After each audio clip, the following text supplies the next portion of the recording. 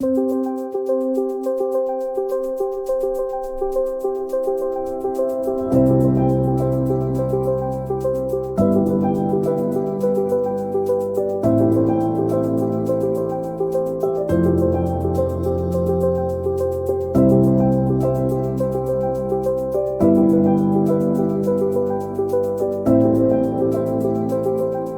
to the Objective Recovery Podcast, where we talk about addiction and recovery very open-mindedly. Our purpose is to share information and stories about mental health in a holistic way that combines modern science, practical tools, and wisdom earned through life experience. If this sounds interesting, please subscribe to the channel and comment. We would love to hear what you think and are curious about.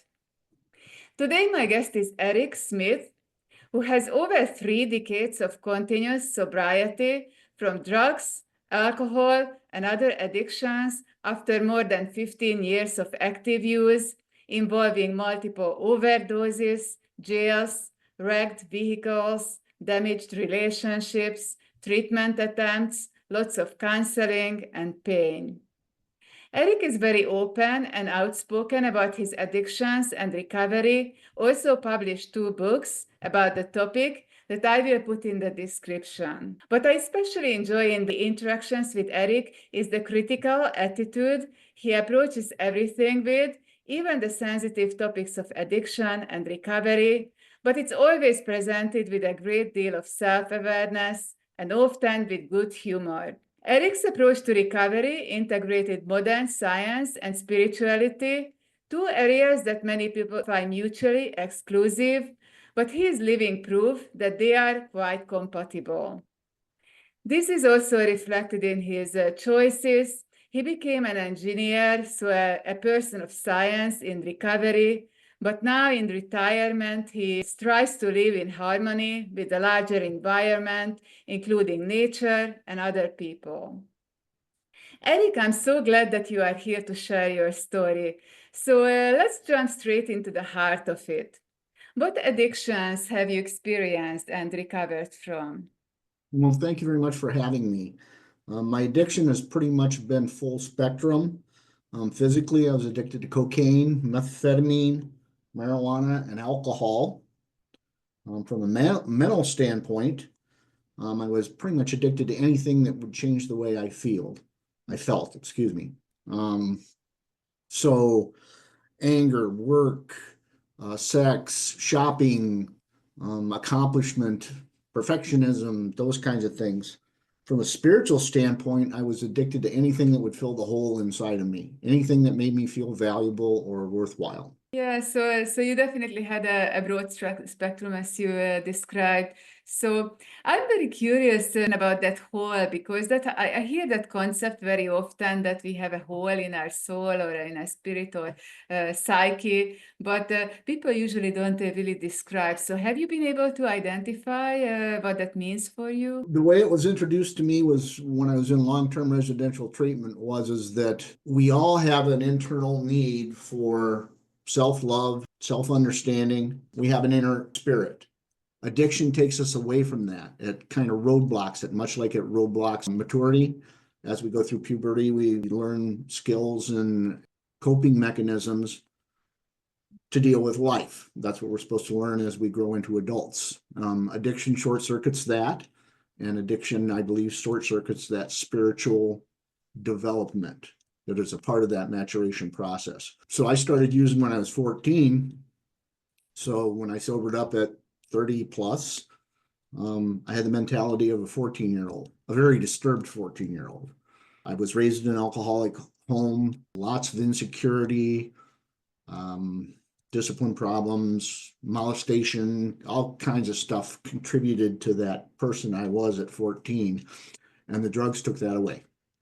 And so drugs became my higher power. It filled the hole. The problem with chemicals is that it doesn't fill the hole forever. Eventually, consequences and life choices catch up with folks. So basically, that's a universal explanation for what different types of addictions can come from. So what was out of all these behaviors and substances, so which one was the first? Marijuana is my drug of choice. Okay. That's what I first started with. The first time I got high, I remember very specifically looking at the person I was with and said, I want to feel like this for the rest of my life. Because it took away the pain, took away the fear, the anxiety, the social awkwardness, took away life, right? The Yeah. life aspects of growing up. Because of I believe in the genetic predisposition concept. Does it run in your family? Do you have relatives Yes, with okay, yeah. yes, Me too. my alcoholic family, Yeah, full okay. blown. So once I got high, it was kind of like being shot out of a cannon. I grew up in South Alabama where psilocybin mushrooms grow wild year round. So when I couldn't get my drug of choice, marijuana, and this was in the late 70s, early 80s, I would do mushrooms.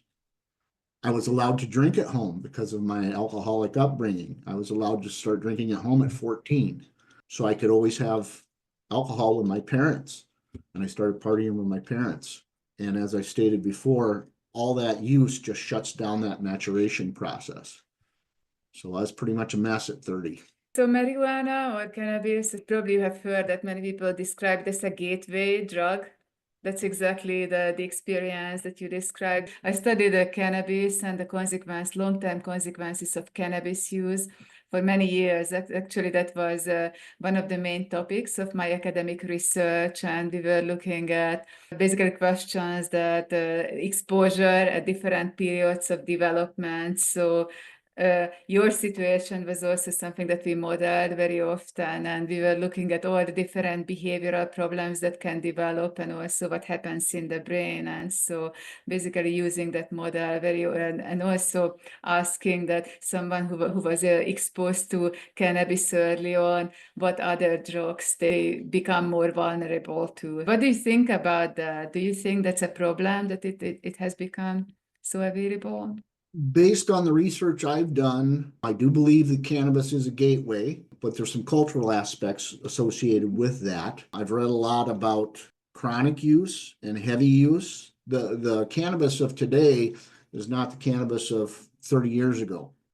Where I grew up was a very agrarian society, and California and Hawaii were the homegrown marijuana capitals of the world, but the agricultural system in the deep South promoted culturally drinking and getting high.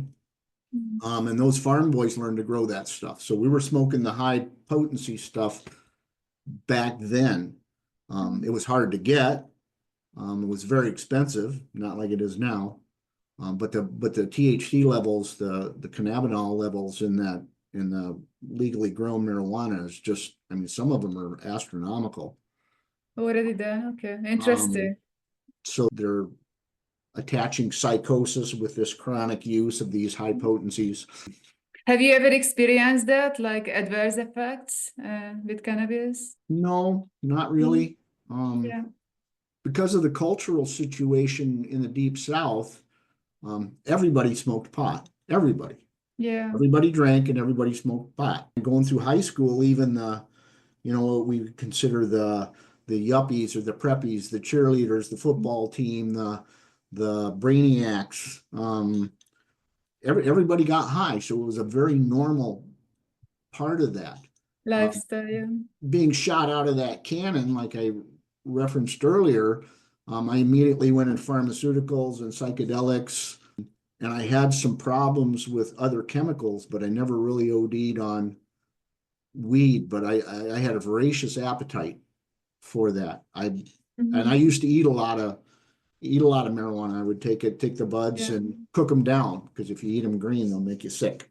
So what came next? What was the next drug that Psychedelics, mushrooms, okay. LSD, and at that time, that portion of the Gulf Coast was inundated with smuggling. So smuggling from South America, and bootleg methaqualone and mandrax were very, very common. Not so much the cocaine or the methamphetamine, but I really, I was very high strung as a youth, So I enjoyed the pharmaceuticals, the tranquilizers. And I always coupled those with drinking. Okay. So So, drinking was the second. well, You, drinking was you kind of said? like a staple, right? Because I could do it at home. So I could Yeah. mask any kind of chemical behavior by sitting down and having a couple cocktails with my folks, right? They're whacked, I'm whacked. Mhm. Doesn't matter if I have starry eyes. Yeah. And the availability of the mushrooms, I mean, they're everywhere. And being a scientific person by nature, I quit eating the mushrooms and I started harvesting the mycelium straight out of the pie, which has a whole lot less strychnine in it. And a half a gram you could put in a teaspoon and chase with a little chocolate milk, and you don't have the violent illness that you get from eating the raw mushrooms or making the tea or doing that. A lot easier to control the dose, but a lot less strychnine. So not less jittery, feeling nauseous, all that stuff. But by the time I was 16, and I think I reference this in the book, my motto was "They make them, I take them." So it didn't matter. Anything I could get, I would use, and I would use that in conjunction with alcohol, weed, psychedelics and alcohol together are an interesting combination. Yeah. I know that back I believe in the 50s, they tested LSD as a recovery mechanism for alcoholism. Yeah. So those are probably the closest I came to detrimental physical issues. I had a couple alcohol poisonings before I was 20, and those typically were associated with taking psychedelics and drinking at the same time. Okay. I drink a half gallon of hard liquor in a 6-8 hour period. So do you think that psychedelics, did you find them addictive, or is it hard to say because you usually use them, as you said, in conjunction with alcohol and others, and you couldn't even tell which one caused the problem? Physically, I don't think there's the issue there. Certainly mentally and spiritually. I know lots of people who have spiritual experiences using psychedelics, and that's because I believe because it gets them in touch with that trauma. They can go back and they can relive that in a Yeah. controlled environment and deal with that stuff. Yeah. Trauma identification and trauma resolution are huge in the recovery process. Yeah. They're not a Many people substitute. actually, there are some professionals who believe that trauma is the single universal cause of addiction that everyone has. That I'm a bit skeptical about that view. I think it's a bit more complex, but it definitely plays a main role. And I would agree. But I don't know anybody. I mean, I've been to thousands and thousands of meetings, and the common thread you see amongst those people is they have some kind of trauma, and for the bulk of them, it's a sexual trauma. They were molested or raped or abused somehow. I certainly believe in the trauma being a part of that, but I think it's a larger issue than that. It's trauma coupled with lack of spirituality and being able to look at yourself. Yeah. And that, to me, that's where the fellowships are so valuable, because the steps basically are guidelines of how to come to know yourself, right? Here I am. This is what I am. This is what it was like. I need some help. So now I'm going to do the work. I'm going to label those things. I'm going to address them. I'm going to address the spiritual aspects of life. I'm going to go out and physically make those amends. I'm going to do things to maintain that recovery. I'm going to share what I have. And they emphasize the spiritual part, the prayer and the meditation. I'm not by any stretch of the imagination a religious person, but I meditate a lot. Deep breathing exercises, taking in the surroundings, and I pray every day, multiple times. I don't know what the higher power is. I don't know what it looks like. Being a child of science, I believe in the laws of physics, and I know that those are true because I can do the math. So I think everything's somehow hooked to the law of conservation of energy. Energy is never created or destroyed, it simply changes form. And I think that applies both in the physical realm and in the spiritual realm. And that's what the steps do. They let us tap that spiritual energy, fill the hole, and from there we can start that maturation process over and do the stuff we need to become adults. Emotional sobriety, if you want to call it that. Yeah, I would like to ask one more question about actually your moment of recovery, or was there any pivotal moment in your life when you were still actively using, that really opened up your eyes and changed completely your perspective, or was it more a gradual, slow process? Both. Physically, I was dying because of the amount I consumed and the regularity I consumed. Mentally, I was relatively unstable. Spiritually, I was dead. There came a point where, and I was an atheist when I was using, and I got to a point in my cocaine and my alcohol abuse where I would go to work. I would go to down at the time I lived in Detroit, I would go to Pontiac. I would get whatever crack I could get with whatever money I had. I would go home, smoke that, drink, and not sleep. And then get up the next morning. I worked third shift, second shift, third shift. I would get up. I would be violently ill for an hour and a half, look at myself in the mirror and say, I'm not going to do this anymore. And in 2 hours, I'm trying to figure out how am I going to get money to repeat that process. I did that for about 6 weeks straight. Yeah, very familiar. I think probably all of us who had any kind of addiction experienced versions of that. I definitely did with alcohol, so on daily basis or weekly or whatever frequency. So basically, so just continue, please. So what was the moment? I had a epiphany, I guess you could call it. I was praying. I was on my knees at my bed praying to a God that I didn't believe in. That there has to be more than, I'm an empty hollow shell of a man, take me. And it occurred to me, if I'm not dead with all the things I had done, there was probably a reason I was alive, and I better figure out what the hell that was. And at that point, it became extremely obvious. I had to quit using drugs. I had to go to treatment. I was 30 years old.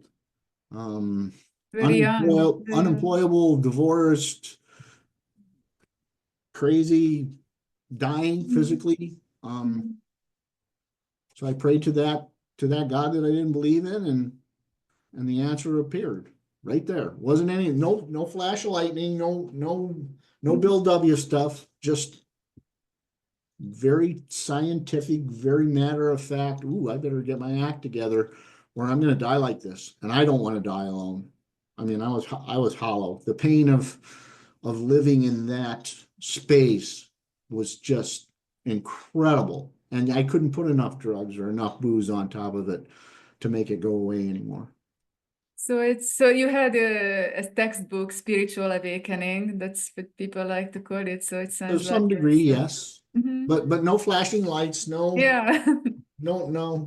Without the fancy stuff. So, it's a very good example that we don't need, or at least you didn't need the fancy stuff, because, these days, these psychedelic therapies and retreats, they try to, it's really fluffy. They make it very fluffy and very complex.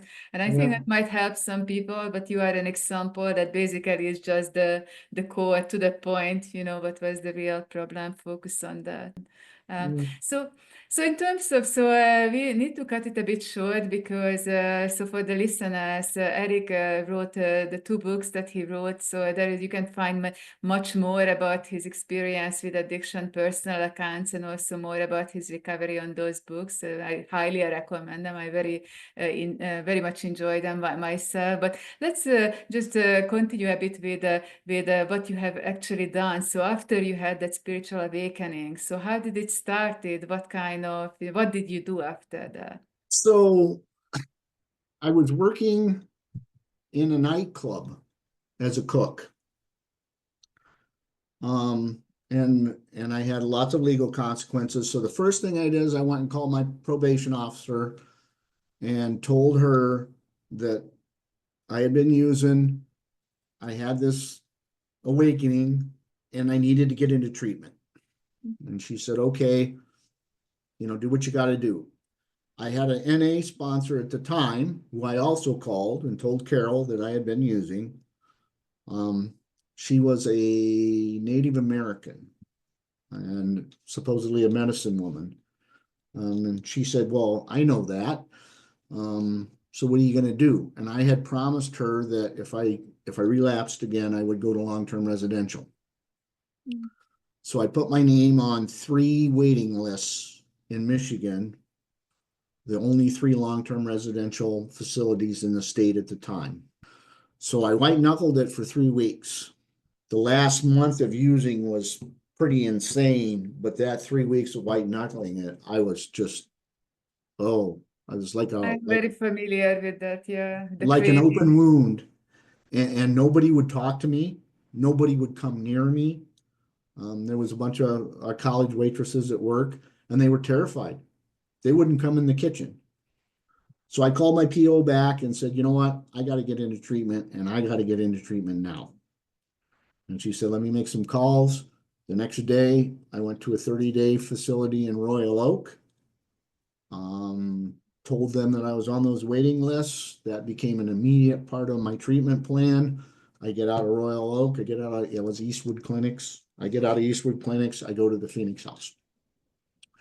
So that was the first step to get there. In the Phoenix House, the principles of the house were honesty, responsibility, and caring and sharing. Well, I didn't know anything about honesty. Responsibility was pretty limited to how can I get over on you so that I have money to use. And I knew nothing about caring and sharing. That was a very structured program. You had daily homework, you had weekly homework, you had daily chores, you had therapy, group therapy 3 days a week, big group, everybody in the same room, confrontational, sit the subject in the middle of the room. And then the other 2 days were all educational. And then they had a internal hierarchy of residents who managed the facility on weekends when staff wasn't there. We had to go to meetings. So we had to go to 3 meetings a week. The 12-step meetings, 12 step? Yes, AA meetings, because there was no NA in the, if you're familiar with the Upper Peninsula, we're in the middle of that little finger that sticks out in the middle of Lake Superior.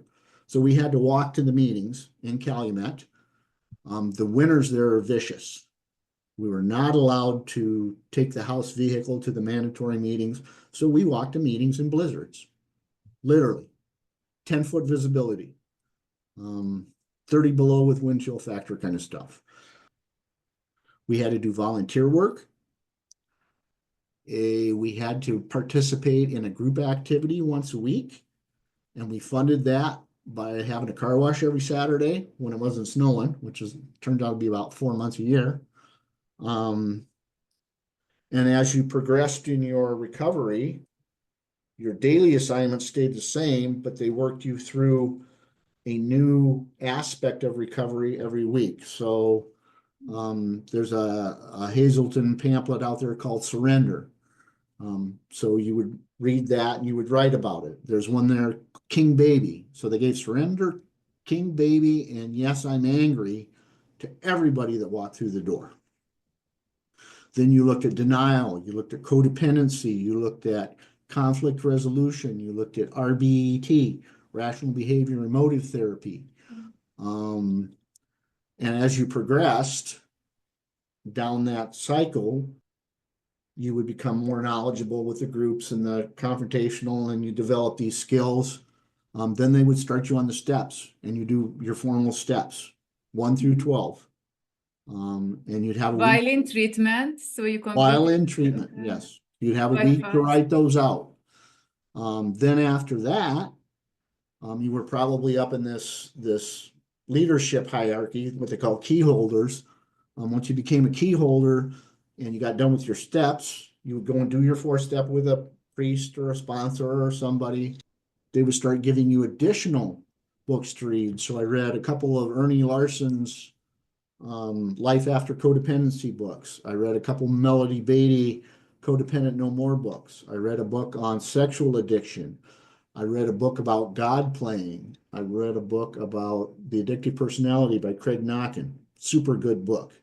I read The Road Less Traveled by 𝗵𝗵𝗴𝗵𝗵𝗵𝗁, which I really, really liked. That for me, that was a personal turning point because it broke things down scientifically, spirituality, love, and self, and allowed me to solidify the things I had learned in treatment.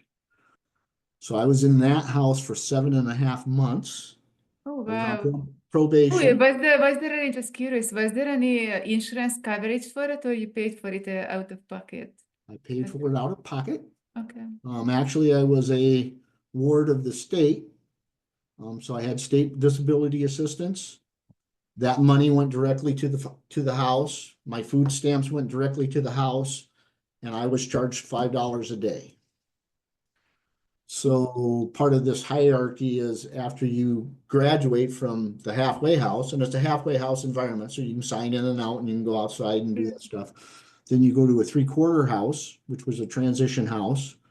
The rules changed. There, you still had to go to 3 meetings a week, but you could go to any meetings you wanted to. You got to watch TV again. You could listen to music again. And you had to look for a job. But those were your only requirements. Still $5 a day. That was the inspiration for my second book, The Gold-Plated Rope, because they called going to the 3/4 house of the gold-plated rope. Here you go. We're giving you a chance to hang yourself. Typically, it took about 3 days. Behaviors would change. Staying up late, drinking too much coffee, chasing girls, or guys, whatever. So I was there for another 4.5 months. Part of my aftercare plan, which we developed through this year-long process, was that I go back to school and that I go to Michigan Tech University because I have an engineering mind. So I had to go to engineering school. They wouldn't let me go to culinary school. They wouldn't let me go to business school. I had defaulted on state guaranteed loans when I was young, so I could get no funding. So my first year of funding came from Michigan Rehabilitation Services. I had enough money to take like a half load for 3/4. I had $2,500. I immediately went to the dean of students and said, I can't get Title IV funds, grants, Pell Grants, all that stuff, not eligible.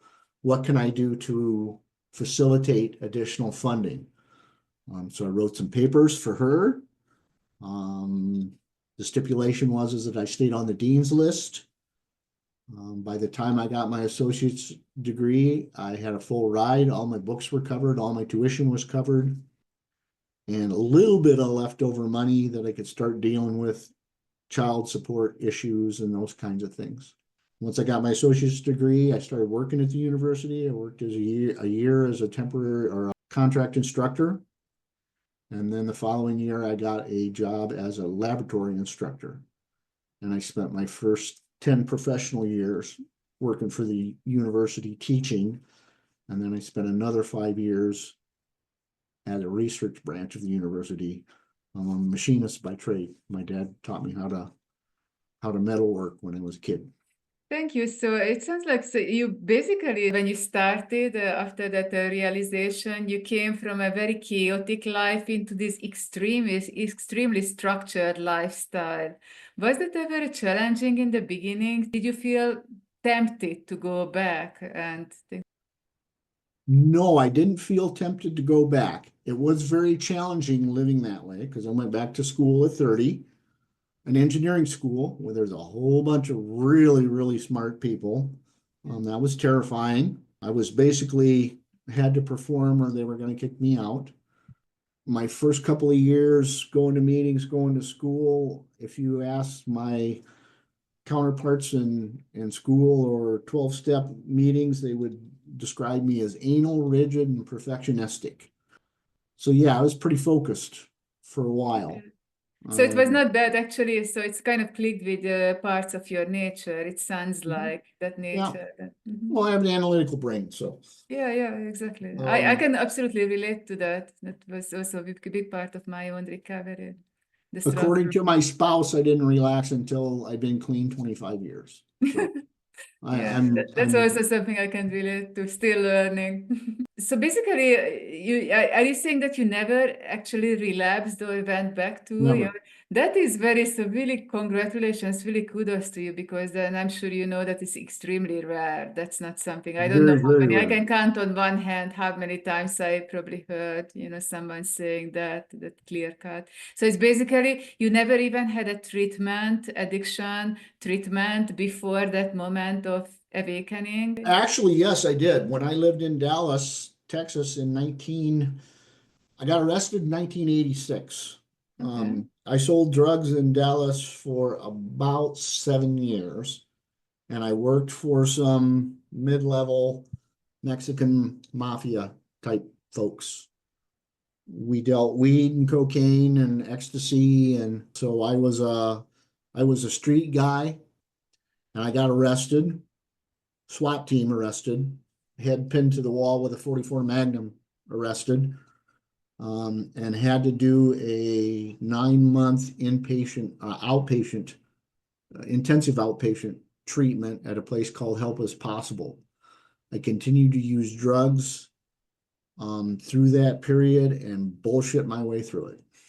So, but basically, that's just a very good example that ordering someone or these court orders usually don't work. You have to, but once you decided that it was your decision, then it sounds like you made it work. So that's, again, it's super rare. So was there anything, like one thing that stands out to you now in retrospect, that it was the most important, most essential out of all of it? Or it was, you think that it's the whole process was necessary? I'm gonna say environment, Environment. but that's very broad, right? That's more than one Like thing. your personal environment or the treatment personal environment? Well, when I got out of treatment, the environment. So I submersed myself in the recovery community. I got a good sponsor. Okay. I continued counseling for 10 years into recovery. So as a student, so the first 5 years I was, 4 years, it took to get my full-time job. I was a student, so I could use counseling services free of charge. So I went to aftercare counseling once a week, along with my 3 meetings and my sponsor stuff. And at that time, I was still doing some of the fundamental homework type writings that I was forced to do in treatment. Then when I got my full-time job at the university, I immediately started working on my bachelor's degree, because that was part of the benefit package, as I could take so many classes per term. My boss was supportive, so I continued with the counseling through my graduation in the year 2000. So I was in aftercare counseling at the university for 9 years. So I knew the staff very, very well.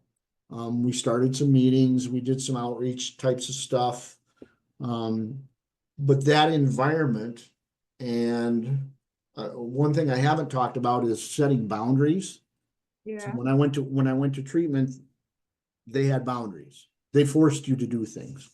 Caffeine is a drug, one that was regularly abused in the treatment environment.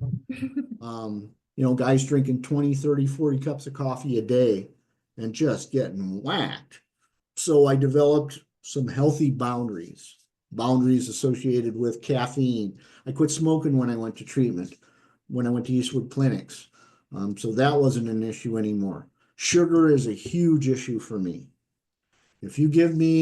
Back then, if you gave me a 4-pound bag of M&Ms, I would eat the whole bag. I mean, I would eat them until I puked. That's just the way my brain works. Work boundaries. That was one of my big issues, yeah. Workaholism. When I was a teenager, I worked on a commercial shrimp boat in the Gulf of Mexico. My father bought a boat when I was 16. And that season lasts from the end of March until Christmas. And the boat that my dad bought was a freezer boat. So we would stay out for 30 days. So you would work around the clock for 30 days. You would come home for 3 days, 4 days, all moneyed up, party like crazy, not sleep, get back on the boat, and go work for another 24 to 30 days. I got to a point where I could pretty much function on 3 hours of sleep a day. So workaholism is just kind of, it's a part of my makeup. And so that was stressed very, very strongly in the treatment process is I need work boundaries. Yeah. So the work is just another escape, can be another escape, another form of extreme. So right. So my background is a very, very appropriate engineering example of balance, right? So you drop a 𝘱𝘐𝗫𝗏 glue on one of those little balls behind me and the whole thing comes down, right? Yeah. So my first book focuses on balance and recovery. And there's lots of overlap between those areas, the recovery, the work, the play, the self-care. There's lots of overlaps. But because this disease is physical, mental, and spiritual, most people take care of the physical part. They're in debt because of consequences, whatever they may be. And so now I'm going to work 80 hours a week to get out of debt, right? To make my wife happy, to make my family happy, to make society happy. And then they end up burning out. And what's a drug addict going to do when he's burned out? He's going to seek chemical asylum. So boundaries are a very, very important part of this process. Yeah. And I still maintain those boundaries. I still, I mean, the work boundary was a big one when I got my job as an engineer, because those guys want you to work 70 hours a week. Sexual boundaries. I'm proud to say that I've been monogamous since I got married to my wife. We've been married 30 years. Pornography boundaries. Those are a little harder to maintain today with social media. Open up Facebook and this is also something boundary is very common. It's just almost as common as the problem with trauma, as a cause. Yep. And I think it's just like trauma is part of the many people's early life experience, childhood. With boundaries, I think very often we are not taught by parents or by our environment, how to set boundaries, what boundaries are to start with. And so we have to learn anew, and many other people learn it as a normal part of growing up. And I had the same issues. I never had serious issues with external, like boundaries between myself and others, let's say other people, but boundaries within myself and with the things that I decided to do, that's a whole different issue. So definitely. From a scientific standpoint, we're coming to learn through your research and people like you, we're coming to learn what happens through brain mapping when you expose to a chemical. Exposure to physical touch shoots off all those chemicals just like the drugs do, right? Absolutely. So you don't have to put a chemical in your body. If someone were to come up and brush my face, my brain goes, right? And all those bells and whistles and hormones and all that stuff takes off in there. So it's really important that we understand, at least I believe, from an addictive standpoint, my limitations, what I can and cannot do. I love to play guitar. And I love hard rock music. I can't go into the bar and I can't get a bunch of guys together and get a band and go into the bar and play in the bars. I can't do that. That's nuts. So boundaries are really, really important. Understanding our physical, mental, and spiritual limitations are extremely important to long-term recovery. And that's why you don't see a lot of people with 25, 30, 35, 40 years. Were there other key elements of growth that is related to your going through addiction and recovery? It just and led to basically improvements in your life in other ways, but still related to the addiction recovery story? I haven't talked any about financial responsibility. Okay. And that was a huge, huge aspect of the treatment I went through, right? They charged me $5 a day to go to treatment, even though the state was paying. Rarely did anybody pay that bill when they left that three-quarter house.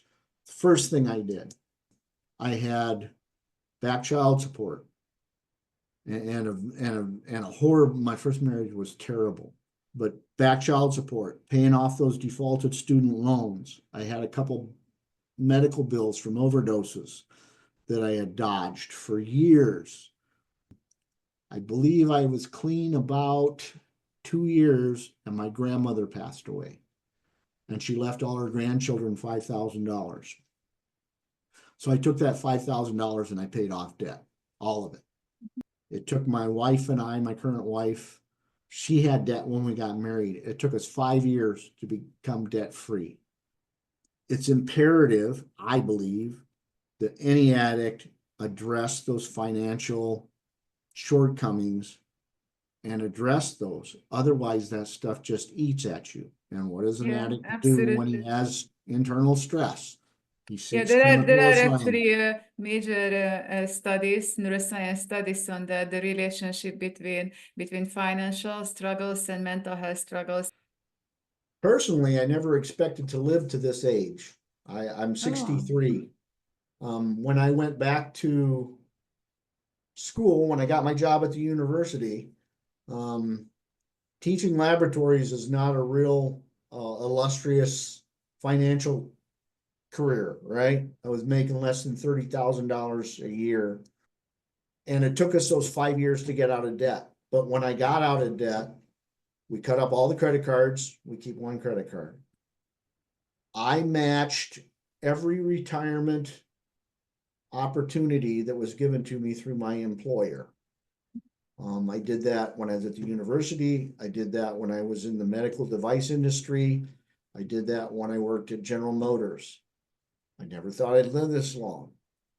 I was able to build a sound retirement. Not wealthy by any stretch of the imagination, but all my needs are met. So this concept of needs versus wants, which was stressed to me in treatment. Make a list. What are your needs? And then my counselor would tear that list apart and move 90% of that to the wants category. And here's the things you need. So I've been very blessed in that sense that financially I live based on needs. Today, all my needs are met. And I have a little extra. So good to hear. So I can spend $50 and go to the casino if I want to.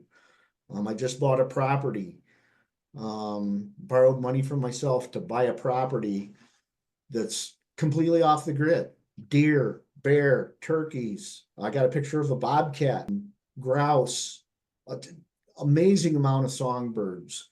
And I can go up there and sit on that deck and drink coffee and play my guitar for the squirrels, which I do a lot of.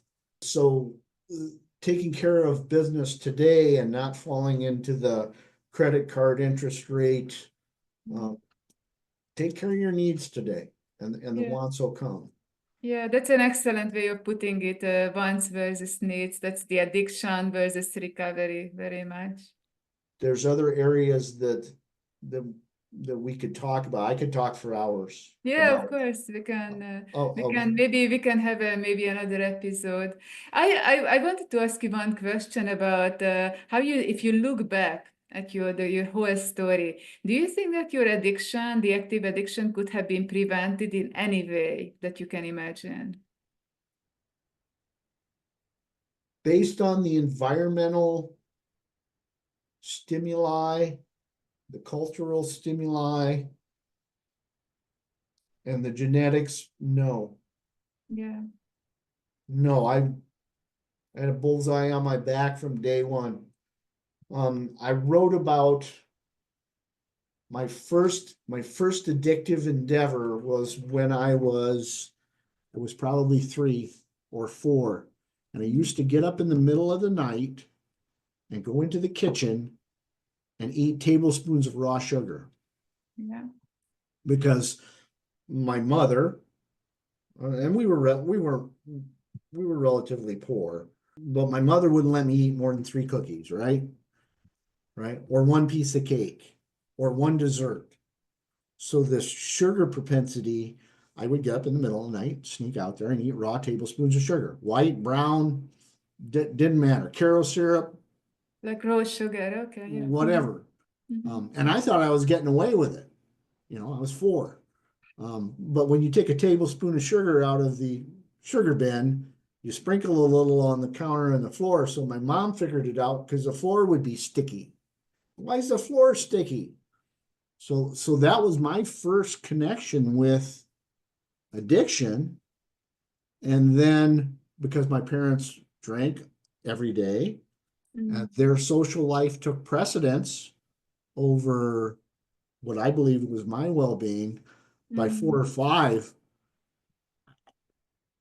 I felt completely alone because my parents would party every night and then they'd drink and dance and hoot and holler and but I had $200 to spend on clothes for a school year. I got 2 pairs of jeans, 3 shirts, and some socks and some underwear because that's all we could afford. Yeah. But So we had this elaborate bar full of booze. So predestined, if you want to call it that, I suppose. Predisposed, yeah. Yeah. Yeah, it's hard because I like this question because there is so much talk these days about prevention, and of course, if it was possible, it would be the best. Although we just discussed that, I think most people who recovered from addiction would agree that we have grown in significant ways, and our lives, it's hard to have to go back and imagine what would have been our lives, how it would have been without the addiction, but curiosity and peer issues and that. Yeah, exactly. I did some digging because I often talk about, for me, a real thorn in my side is the opioid epidemic. Purdue Pharma specifically. I found that the first documented use of opiates was 2200 BC. The Arab physicians used it for treatment of medical issues. Yeah, from the plant, yeah. And they found out very quickly how addictive that was. So for Big Pharma to orchestrate the marketing campaign they did, to me, is just absolutely ludicrous. And it's self-fulfilling. To me, what do? You create an addiction and then you create a cure. And I'm not totally against MAT, but man, I have a real hard time with swallowing. The pharmaceutical industry made $1.27 trillion last year. 1.27 trillion. And my personal experience with Suboxone and Vivitrol and that through guys I sponsored is that can be effective, but most of the time it's not. Yeah, so that's actually good that you mentioned because there is always these days it's with as you said the development of the pharmaceutical industry and science, people are developing new pharmacological treatments and everyone just wants to take a pill to resolve the whole problem. So it sounds like those approaches didn't do much for you. Okay, I think we need to wrap up now because we are a bit short of time. So again, if anyone wants to hear more about Eric's story, please read those books. Eric, can you just say what the title of those the 2 books are? The first book is called Walking a Tightrope, a practical guide to chemical dependency as long as you're laughing at me and not with me. That phrase at the end came from one of the guys I sponsor, his brother-in-law committed suicide as a result of addiction, and that was one of Chris's saying. That's under the author name of 𝑊𝑊 which stands for whacked out white guy in the woods, because that's what my kids call me. The second one is a gold-plated rope. I talked briefly about why I named that one. That's more of a daily reading, how do you cope with reality sort of book. Probably a little more cynical than the first, but that one's under my name, Eric Smith. They're both available on Amazon, but I will give you one. If you want one, contact me. I know that I told you you could post those links on there if you wanted to. My goal in life today is not to make money. My goal in life today is to save somebody. And if I can do that, one person, then I believe I'm fulfilling my spiritual obligations as a recovering drug addict. I don't regret being an addict. I don't regret all the work and all the pain and all the suffering that I had to experience to get here. My life is truly a miracle today. I'm a little rough around the edges, and that's okay. I like me just the way I am. A lot of people don't, and that's fine.